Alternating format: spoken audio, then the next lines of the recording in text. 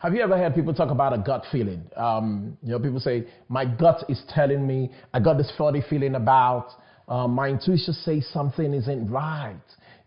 Have you heard this before? You see, some of us have well-developed intuition that we trust and use to make decisions. And some of us don't trust our intuition at all. And we don't even trust it anymore that we would knock on wood or trust wood. But what is intuition? Intuition is your brain on autopilot. Your brain on autopilot. Think about when you take a shower. Most of us don't think about it. We're on autopilot. We start with our hair. We walk our way down. However way you do it. You do it the same way every day. You do it the same every day. Your brain takes in information while you're probably still waking up. Your brain is functioning outside your awareness, which is called non-conscious thinking, okay? So it is safe to rely on a non-conscious thinking, just like when you're having a shower. For tasks such as showering, preparing that morning coffee, walking, even driving to the office. Many of us are pretty much everybody's on autopilot while driving. You see, these are routines that your brain is capable of handling without you getting involved in the process.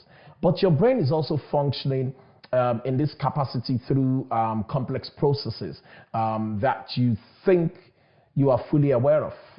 Our brains are capable of complex tasks. And when we involve the subconscious mind, sometimes we lose those sound judgments. And our tuition has processed as we begin to overthink a situation and question ourselves. We dismiss our intuition. Now, all of the factors that influences our reactions are always available to our conscious mind. So my mentor says that the spirit is our intuition, and therefore it's always right?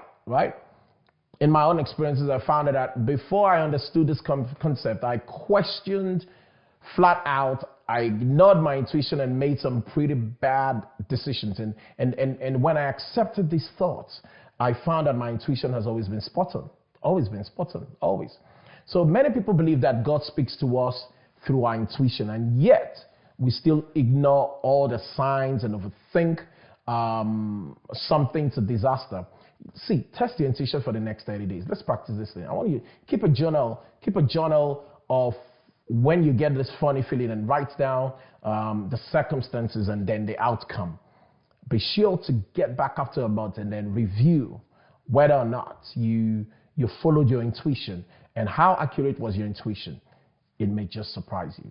I hope this little lesson has helped you put more bites into trusting your intuition to be a better person. Be well.